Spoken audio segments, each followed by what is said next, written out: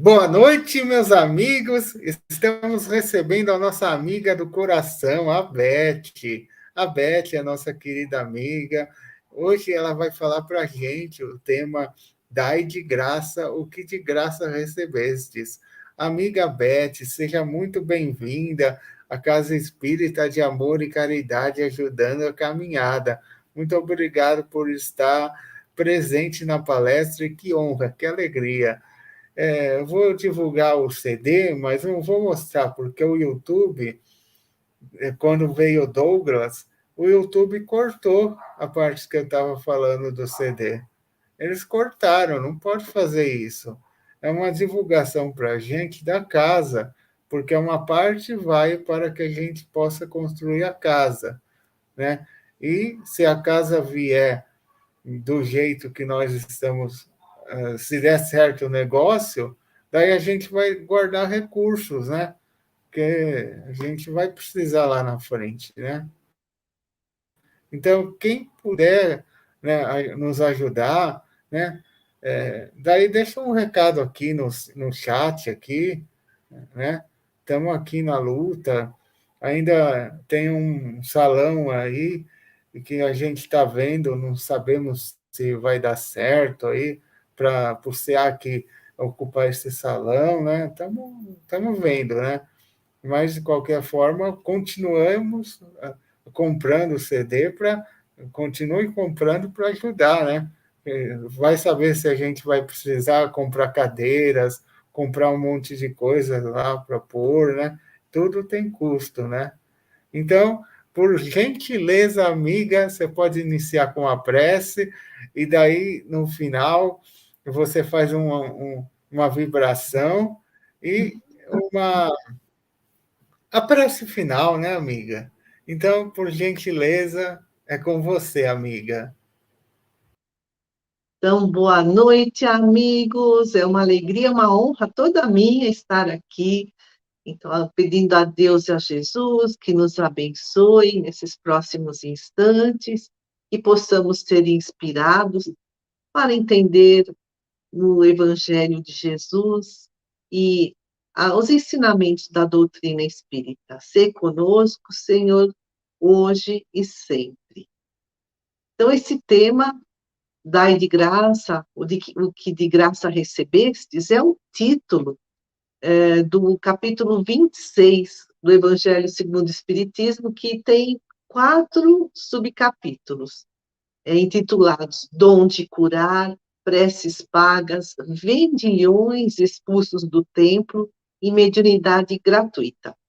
Então, nessa primeira parte, Dom de Curar, Kardec coloca um trecho lá do Evangelista Mateus 10:8, em que Jesus fala: curai os enfermos, ressuscitai os mortos, limpai os leprosos, expeli os demônios, dai de graça o que de graça recebestes. E o que nos ensina o Evangelho segundo o Espiritismo? Que os discípulos de Jesus receberam de graça essa faculdade de curar doentes, de expulsar demônios, né? Eles usavam esse termo demônios, mas são os maus espíritos, é, tudo para aliviar os sofredores e também ajudar na propagação da fé e também desenvolvendo essa mediunidade, praticando para o bem, é uma oportunidade de desenvolvimento do próprio médium. Mas muitos partem para o comércio, para a especulação, tornam a mediunidade um meio de vida como proteção. Tem um médium também que é vaidoso, orgulhoso, egoísta, ambicioso, e acaba atraindo a companhia de espíritos inferiores, mistificadores, né, que trazem muitas inverdades, e tudo isso gera sofrimento e obsessão também para o próprio médium. A gente pode ver na Netflix, tem o documentário de um médium que foi muito famoso, o João de Deus, e acabou usando mal a sua mediunidade. Então, é preciso estudo, reforma íntima, humildade, a prática do bem e dar de graça. No outro trecho do Evangelho segundo o Espiritismo, preces pagas. E aí também nós lemos que Jesus fala aos discípulos para não fazer como os fariseus, lá, né, da época em que Jesus esteve conosco, que cobravam preces a pretexto de longas preces, eles devoravam as casas das viúvas. Então, as viúvas, né, pediam preces aos fariseus, e quanto maior a prece encomendada, mais caro era o preço da prece. Então, por isso que a gente lê lá no Evangelho, devoravam, né, os fariseus devoravam as casas das viúvas, no sentido de cobrar um alto preço. E lemos lá que Deus não vende os seus benefícios, mas concede, e que a prece é um ato de caridade, é um impulso do coração. Então, nem nós podemos terceirizar a prece, tipo assim, pedir a alguém para orar por nós, porque nessa situação nós não faremos a ligação com Deus, que o intuito da prece é, né, nos ajudar nessa ligação com o divino, com o sagrado, com Deus.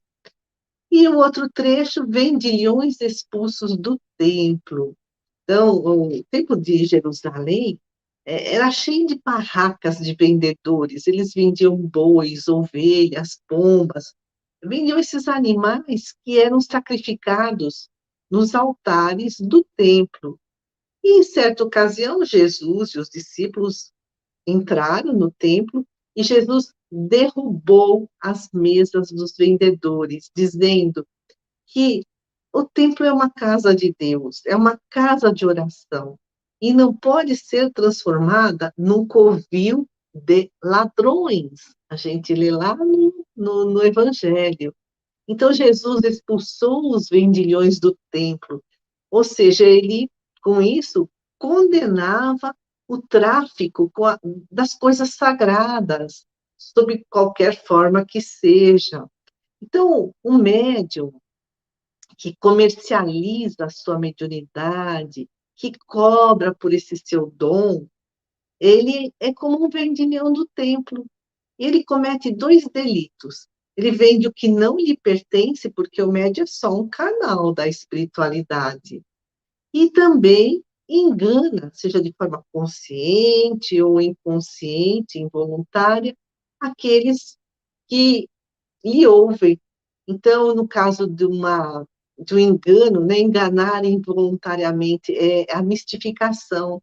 A mistificação é muito comum entre os médiuns que não estudam, que não fazem autovigilância, que não trabalham no bem. Então, o Evangelho, segundo o Espiritismo, nos faz essa advertência para aqueles, né, que têm uma mediunidade mais ostensiva, manter sempre a vigilância e trabalhar a humildade, porque a segurança de, da mediunidade, de se trabalhar com esse dom, e mesmo a produtividade, né? Curar, psicografar, né? Aquelas mensagens escritas, ou seja, essa produtividade e a segurança depende do estudo e da prática desinteressada para que haja sintonia com os bons espíritos. Como lemos lá no Evangelho segundo o Espiritismo, Deus não vende a sua bênção, nem o seu perdão, nem a entrada no reino dos céus. O homem não tem, portanto, o direito de cobrar nada disso. E o próximo trecho, mediunidade gratuita. Então, Allan Kardec fala que os médios receberam gratuitamente o dom da mediunidade, então pode ser, tem vários tipos, né, de mediunidade, de cura, de escrita, de fala, de premonição, e o médium é só um intermediário, um canal, um intérprete do espírito. Por isso, ele precisa passar a luz do conhecimento, o consolo para todos, todos, ricos ou pobres. E se o médium cobra a sua mediunidade, quem vai se aproximar dele?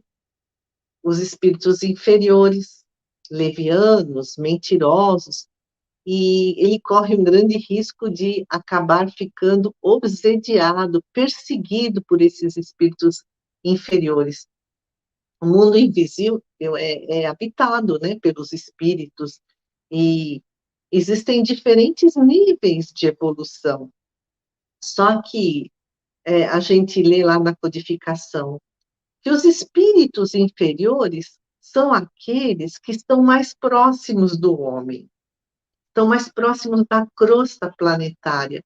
Os espíritos de luz, eles já estão, né, em alturas, e esses espíritos inferiores, mais próximos do homem, buscam parceiros. E aí, como é que eles seguram o médium? Como é que eles enganam o médium?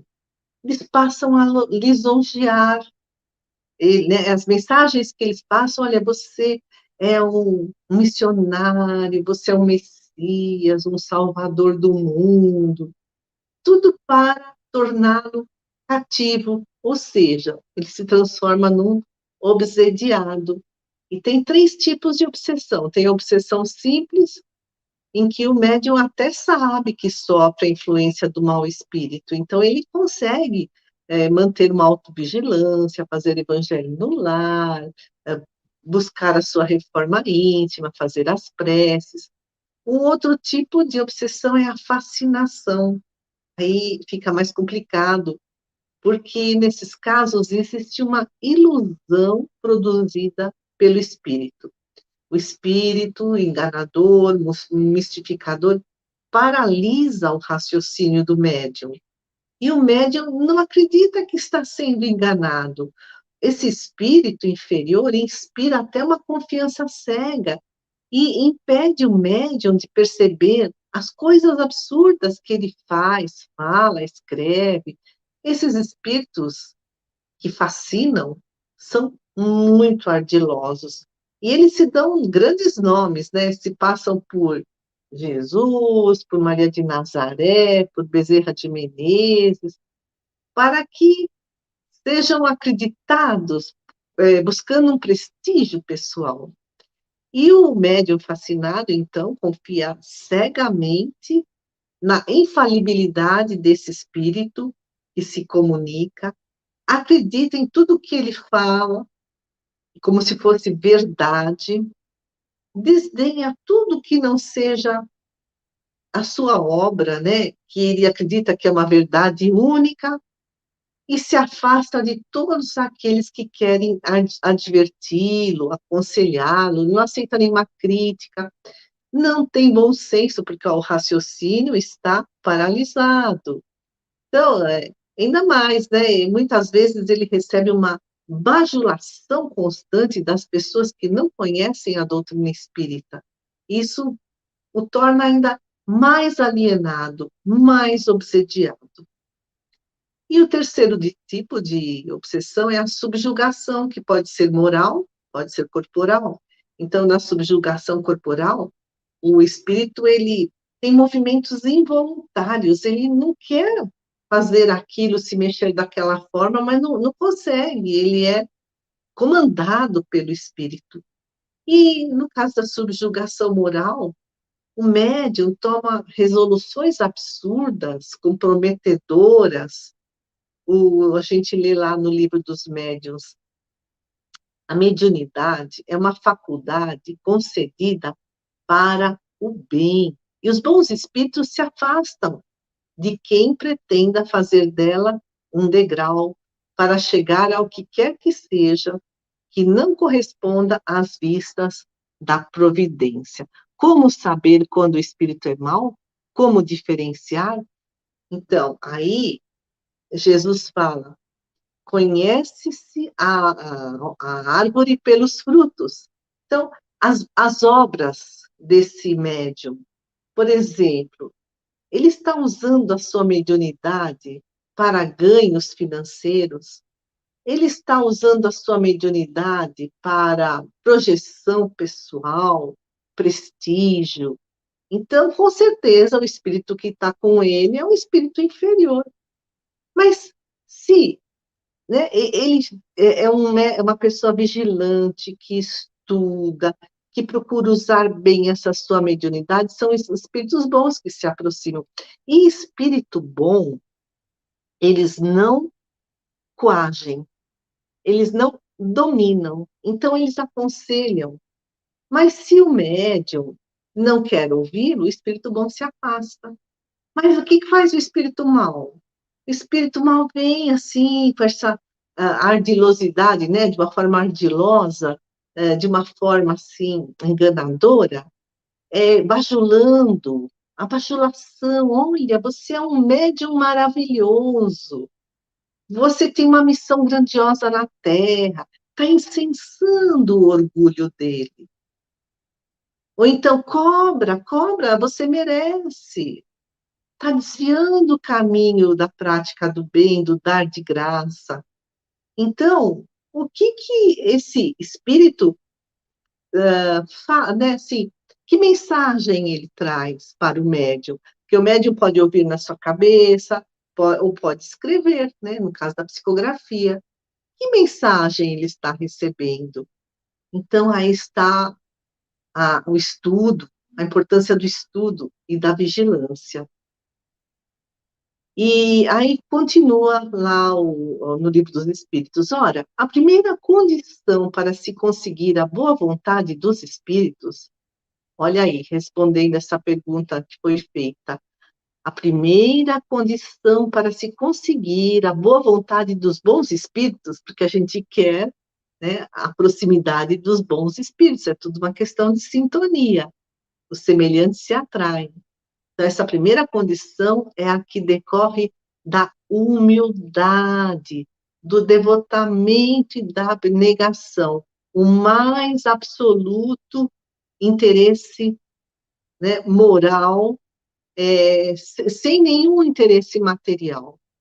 Então, não se pode transformar a mediunidade numa profissão.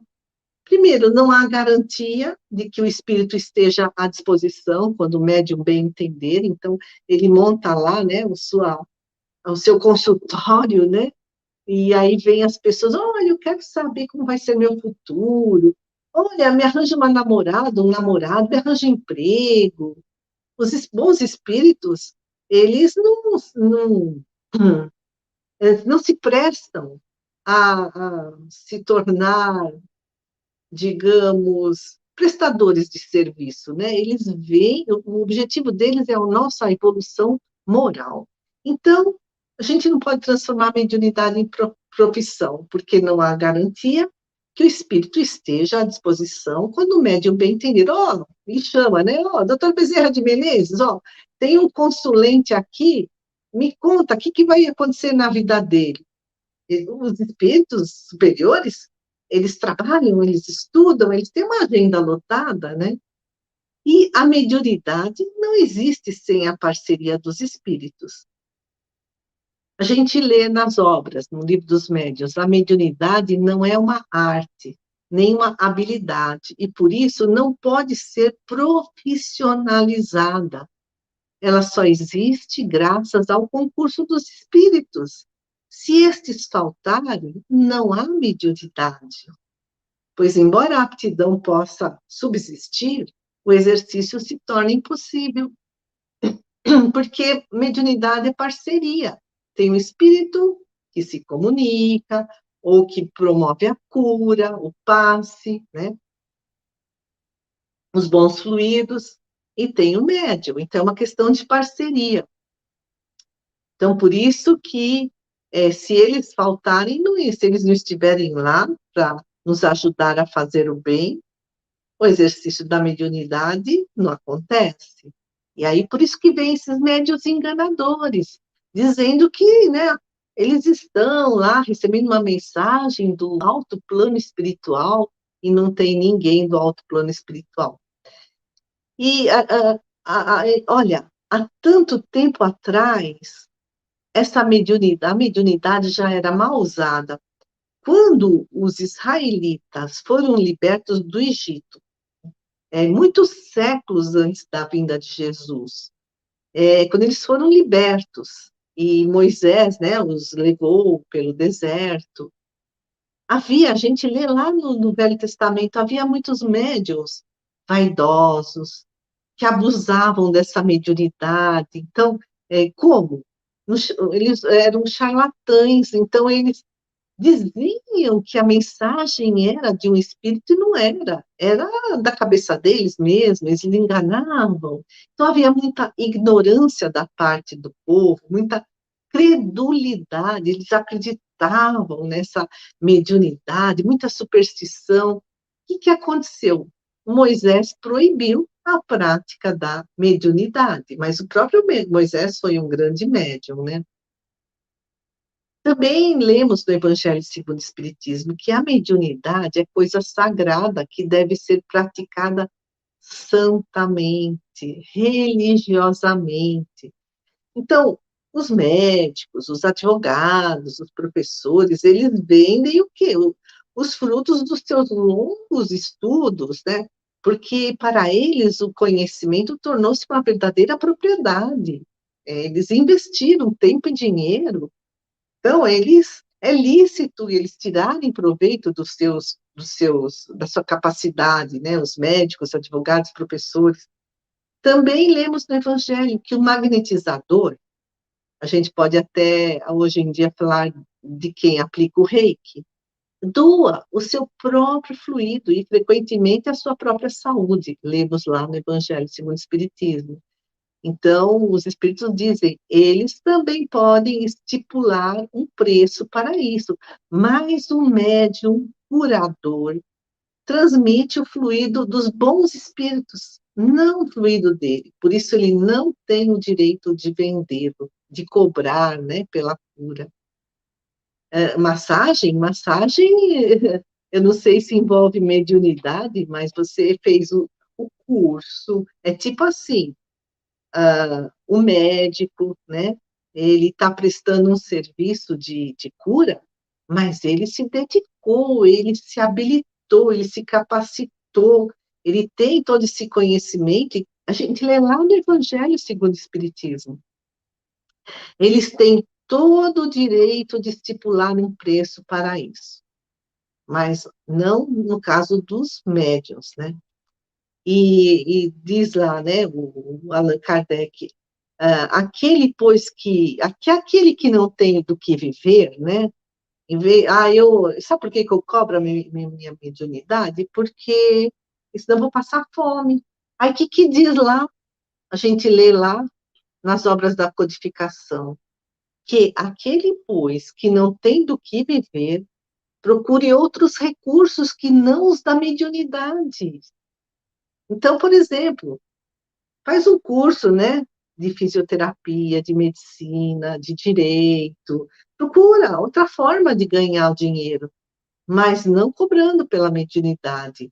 E mais, dizem os espíritos, e que não se consagre, se necessário, senão o tempo de que materialmente possa dispor. Então, o médium, ele não pode se dedicar 24 horas por dia ajudando as pessoas, ele tem que ter uma profissão que não é a mediunidade, para ter o seu ganha-pão, o seu sustento honesto, lícito.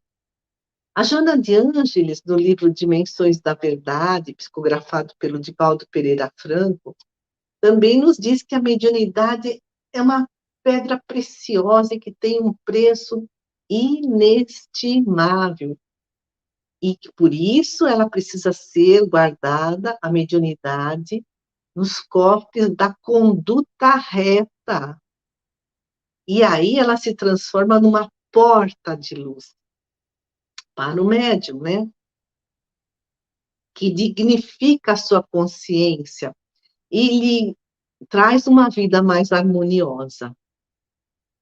A Joana de Ângeles nos explica que muitos médiuns são enfermos graves, estão cheios de dificuldades, inquietações, com muitos débitos do passado, com exceção dos missionários, né, que são espíritos muito evoluídos, que chegaram nesse alto grau de evolução, com essa mediunidade trabalhada durante milênios, pelo seu próprio esforço.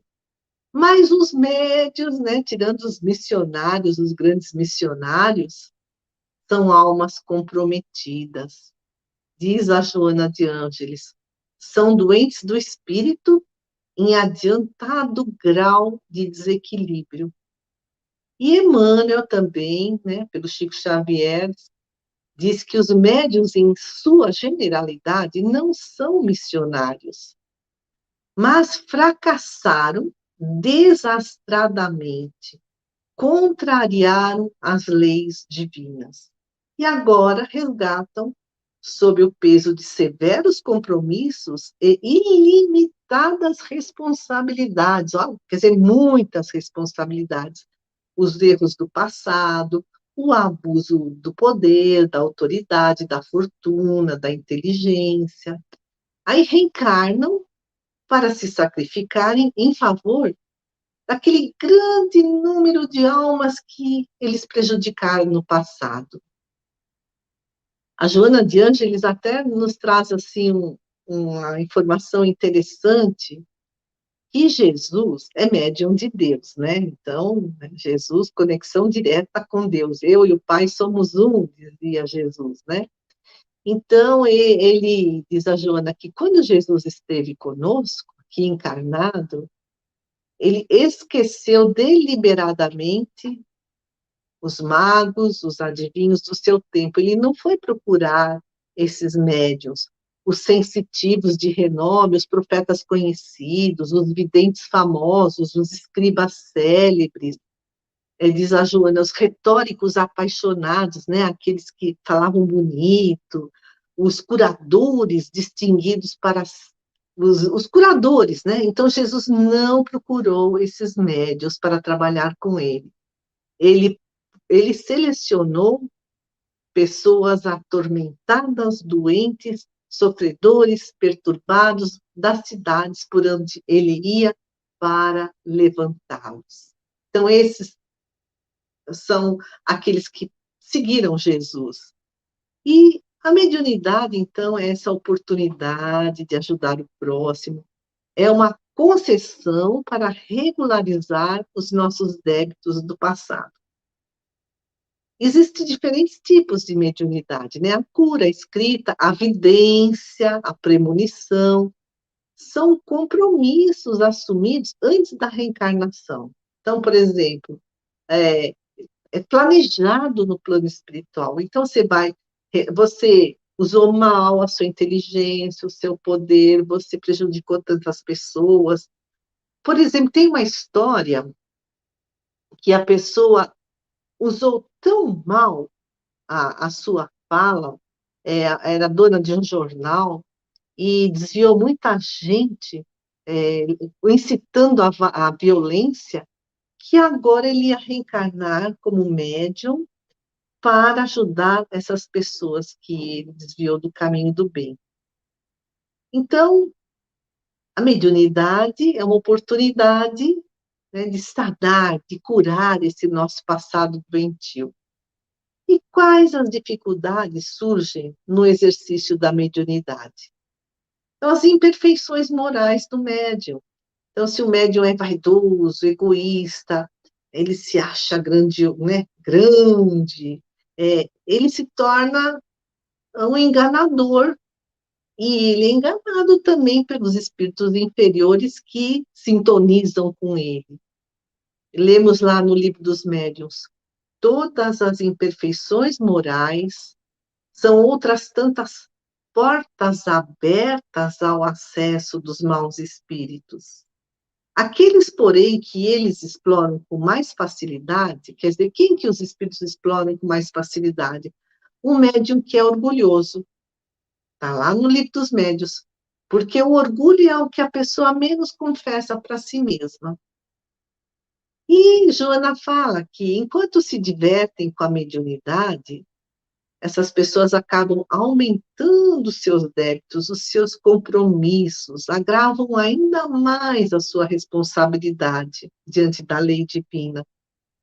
E aí, todos esses louvores que eles receberam aqui das pessoas que não conhecem a doutrina, que não estudam, que os lisonjeiam, tudo isso não os acompanhará após a morte. E muitos, diz a Joana, antes mesmo de morrer, são abandonados pelos seus admiradores. E aí eles podem se arrepender, mas já é tarde demais.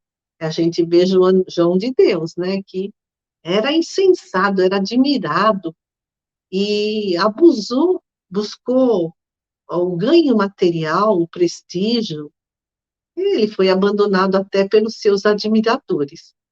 Então, esse é um escolho, né? Uma dificuldade no exercício da mediunidade, a imperfeição do próprio médium.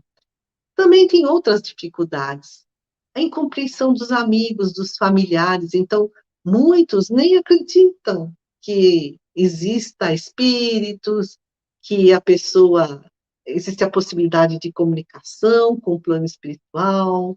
Então, zombam, né? É, toda essa incredulidade acaba sendo uma grande dificuldade para o médium, principalmente das pessoas mais próximas dele, né? Outra dificuldade são os obsessores do passado. Todos nós, né? Nós ainda somos muito imperfeitos, todos nós fizemos inimigos no passado. Será que eles já nos perdoaram? Então, eles muitas vezes estão aí tentando semear dúvidas para o médium perder a coragem de avançar nessa sua tarefa, porque ele começa a se iluminar com a prática do bem. E aí chama a atenção dos inimigos. Vamos derrubá-lo. E também tem os obsessores que são inimigos da causa, inimigos de Jesus, né? A Ivone Pereira, ela foi, assim, uma médium que sofreu muito enquanto encarnada.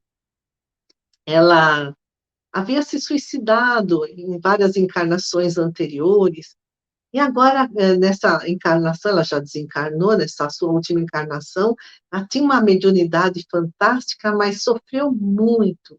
Então, ela falava com conhecimento de causa. Ela escreveu: um médium sofre a incompreensão alheia, a perseguição dos espíritos inferiores. É um sofrimento contínuo, mas que o livra das ilusões. Que ilusão é essa? De se achar um missionário, um salvador da pátria, né? Essa mania de grandeza. E a Ivone explica que o sofrimento é assim, uma rédea curta, sabe? Que nos mantém ali, né, na nossa disciplina. E também tem a questão que, à medida que o médium vai ficando conhecido, ele vai ficando cada vez mais aceito, mais reverenciado, esse perigo de crescer nele a vaidade, o orgulho, aumenta. Que vem a bajulação, a lisonja, a admiração, e o médium, então, pode se perder na sua tarefa. A Joana fala, mediunidade é compromisso de recomposição do passado. E aí que ela fala, olha que oportunidade, né? De quitar as nossas dívidas. Então, mesmo diante de todas essas dificuldades, diz a Joana, não te detenhas, é necessário seguir adiante. Se os obstáculos estão dentro do próprio médium, né, todas essas imperfeições morais, então o caminho é fortalecer a fé, cumprir o dever e confiar em Deus. Se os obstáculos vêm de fora, né? Essa incompreensão dos amigos, dos familiares, esses obsessores. Então, o importante é a oração, a paciência, não revidar, que eles também são doentes da alma. Não sei se a Joana já reencarnou, eu ouvi falar, eu li em algum lugar que ela iria reencarnar. Ela é a mentora espiritual do Divaldo Pereira Franco, né? Então, sinceramente, eu não sei. Eu li, acho que foi ele mesmo que disse que ela reencarnaria, mas, né, não disse quando. Então, da nossa parte, né? Qual é a advertência de Jesus, da codificação espírita? Tomemos cuidado com os falsos cristos e os falsos profetas. Os falsos cristos são aqueles que falam, eu sou o Messias, eu vim para salvar o mundo, eu sou iluminado. Esses são os falsos cristos. E os falsos profetas? São esses médiuns enganadores. Então, às vezes, eles têm até consciência, eles enganam voluntariamente, né, para ganhos pessoais. E tem aqueles que são enganados pelos espíritos e acabam enganando a quem eles assistem de uma forma inconsciente por conta das suas imperfeições morais. Então, propagam a mentira, a desunião, a discórdia. Aí que está, ó, os frutos. Como que a gente conhece se os espíritos que estão conosco são do bem ou do mal? Né? É pelos frutos que se conhece. Se propagam a mentira, a desunião, a discórdia, esse é o fruto, então são os espíritos inferiores. Lemos lá no Evangelho segundo o Espiritismo, no capítulo 21, os falsos cristos, os falsos profetas, eles se acham missionários, né? Por terem o dom da mediunidade, mas são enganadores, hipócritas, pseudo-sábios. Então, eles, né, assim, divulgam falsas ideias e, para serem aceitos, dão-se nomes respeitáveis, venerados, né? Eu trouxe uma mensagem aqui de Bezerra de Menezes, né? De Madre Teresa de Calcutá.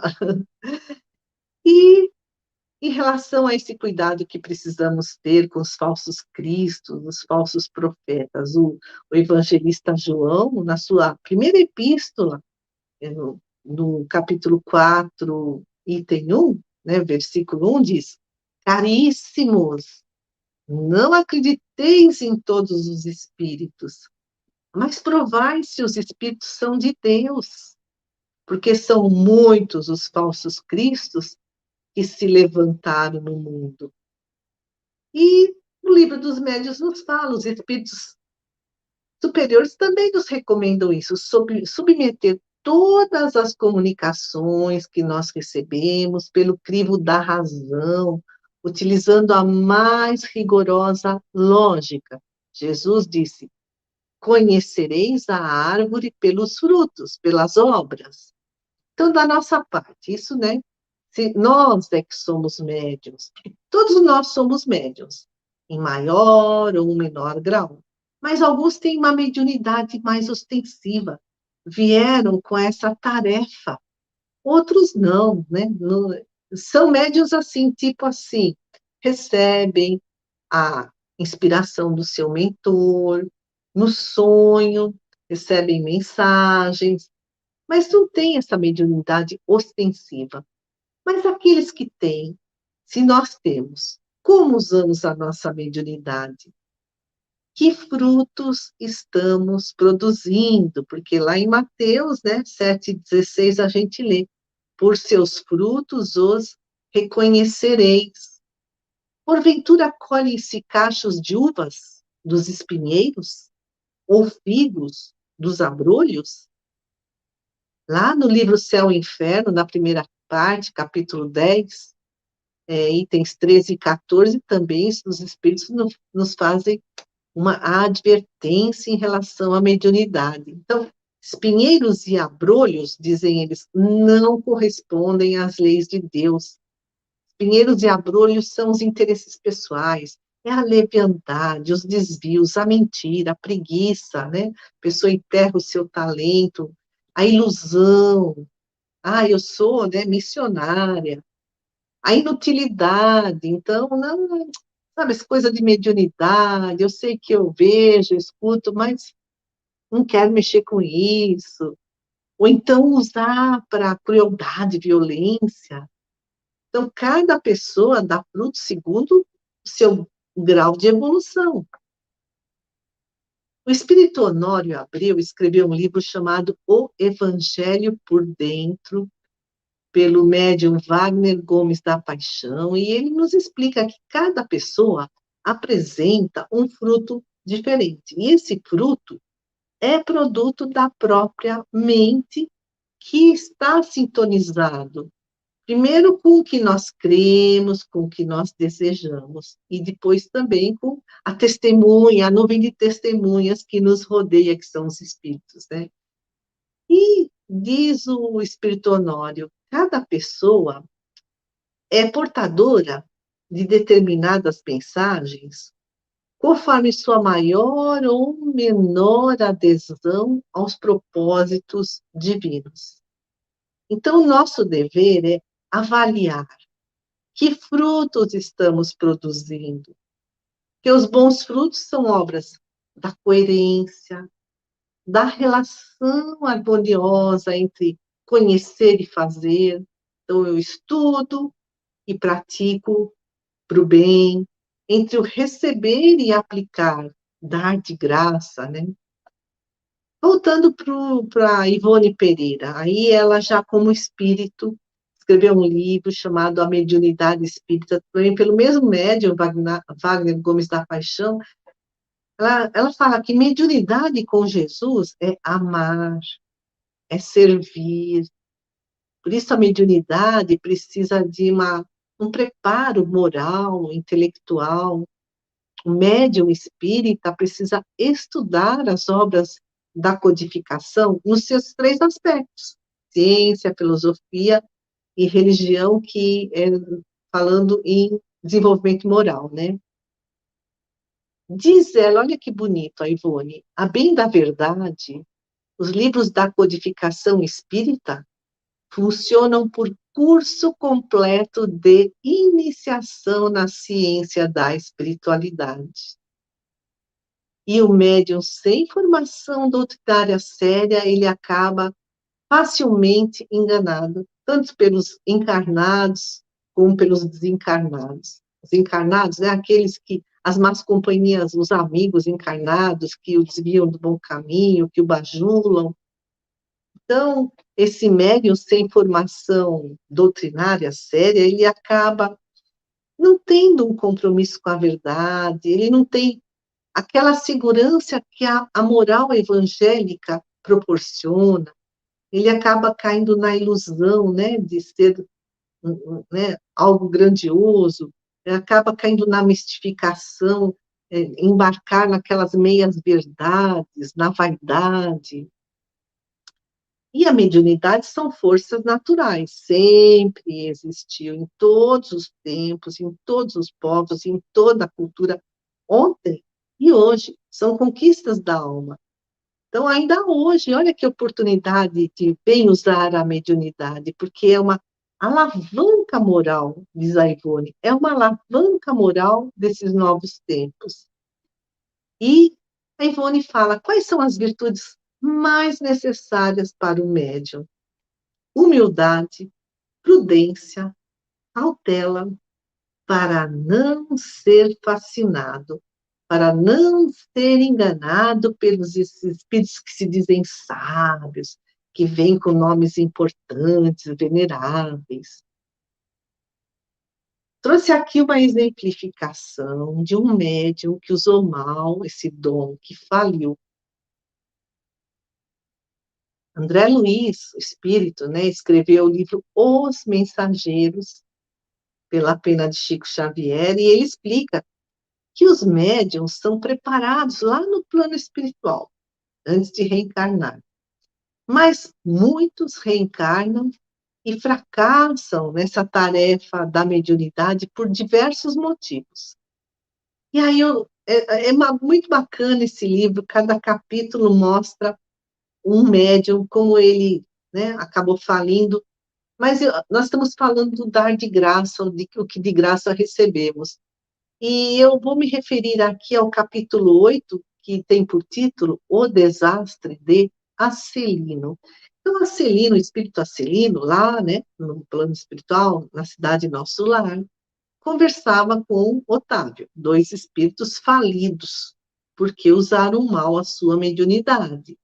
E eles falavam entre si que eles estavam em bancarrota espiritual, quer dizer, eles faliram, mas que eles aguardavam, confiantes, num novo empréstimo de oportunidades para as próximas encarnações. Até eles disseram um para o outro: Deus não é pobre. E o Otávio, explica André Luiz, perdeu a partida porque não jogou, não jogou. Ou seja, ele tinha mediunidade, mas não usou, ele enterrou esse dom. E o Arceió, ele foi preparado lá no plano espiritual antes de reencarnar. Olha quanto investimento a espiritualidade fez com ele. Ele tinha toda uma equipe de espíritos desencarnados esperando para ele usar bem essa mediunidade, tudo foi planejado e ele, né, não deu bola. E o Arcelino, né? Então, o Otávio perdeu a partida porque não jogou, ou seja, enterrou o talento da mediunidade. E o Arcelino jogou desastradamente. Ele também foi preparado lá na cidade de Nosso Lar, lá no centro de preparação de médiuns, chamado Os Mensageiros, que fica na cidade de Nosso Lar. E o Arcelino encarnou e ele tinha o dom da vidência, da audição, né? Ele via os espíritos, ele ouvia os espíritos, ele psicografava, escrevia, né? O que os espíritos ditavam. Mas ele transformou esses dons, né? Vidência, audição, psicografia, numa fonte de renda material. Ou seja, ele cobrava consultas. E aí o que que aconteceu? Os bons espíritos se afastaram. E ele acabou até se aproximando de pessoas criminosas, só para conseguir mais dinheiro. E quando ele desencarnou, ele ficou 11 anos sofrendo no umbral. Então, qual é a mensagem que os espíritos superiores nos dão? E para que fiquemos atentos aos médiuns que são mistificadores, que são interesseiros, e também submeter todas as mensagens que eles nos passam pelo crivo da razão, do bom senso. E se somos nós que temos uma mediunidade mais ostensiva, então é dar de graça, pois de graça recebemos. Então, eu gostaria agora de fazer uma vibração, convidando a todos que levemos os pensamentos a Deus e a Jesus e emanemos muito amor, muita luz para o nosso planeta tão sofrido. Pedimos a Deus pela paz do mundo, pela paz entre os povos e as nações. E vibremos também por todos os governantes de todos os países. Vibremos também por todos aqueles que estão sofrendo nos hospitais ou em casa, ou nas ruas sem moradia, ou nas creches, ou nos asilos, que eles possam receber um alívio, um lenitivo, consolo, e também vibremos por todos aqueles que foram para a pátria espiritual, que eles sejam recebidos, amparados, esclarecidos, para seguirem em sua nova jornada. Vibremos por todas as casas de oração, não importa de que religião que seja, por todos os centros espíritas, por todos os trabalhadores da seara de Jesus, ou de outras religiões que não são cristãs, mas que buscam o bem, a disseminação da paz, da concórdia, da fraternidade, da solidariedade. Vibremos por todos esses trabalhadores do Cristo. E o mundo está precisando de muita luz. Vibremos pela espiritualidade amiga que nos ampara, que eles possam nos fortalecer sempre. Vibremos pelos nossos lares, pelos nossos familiares e por nós mesmos, pela nossa saúde, pelos nossos estudos e pelo nosso trabalho. E aí, para finalizar, eu gostaria de ler uma prece que está nesse livro, né, que a gente comentou agora, Os Mensageiros, né? Francisco Cândido Xavier, André Luiz. E está lá no finalzinho, no último capítulo, na última página, e o mentor fala, né, faz uma prece assim, de uma beleza sublime, que encaixa aqui no nosso tema, o uso da mediunidade, a tarefa com Cristo. Senhor, ensina-nos a receber as bênçãos do serviço. Ainda não sabemos, amado Jesus, compreender a extensão do trabalho que nos confiaste. Permite, Senhor, possamos formar em nossa alma a convicção de que a obra do mundo te pertence, a fim de que a vaidade não se insinue em nossos corações com as aparências do bem. Dá-nos, Mestre, o espírito de consagração aos nossos deveres e desapego aos resultados que pertencem ao teu amor. Ensina-nos a agir sem as algemas das paixões, para que reconheçamos os teus santos objetivos. Senhor amorável, ajuda-nos a ser teus leais servidores. Mestre amoroso, concede-nos ainda as tuas lições. Juiz reto, conduze-nos aos caminhos direitos. Médico sublime, restaura-nos a saúde. Pastor compassivo, guia-nos à frente das águas vivas. Engenheiro sábio, dá-nos teu roteiro. Administrador generoso, inspira-nos a tarefa. Semeador do bem, ensina-nos a cultivar o campo de nossas almas. Carpinteiro divino, auxilia-nos a construir nossa casa eterna. Oleiro cuidadoso, corrige-nos o vaso do coração. Amigo desvelado, sê indulgente ainda para com as nossas fraquezas.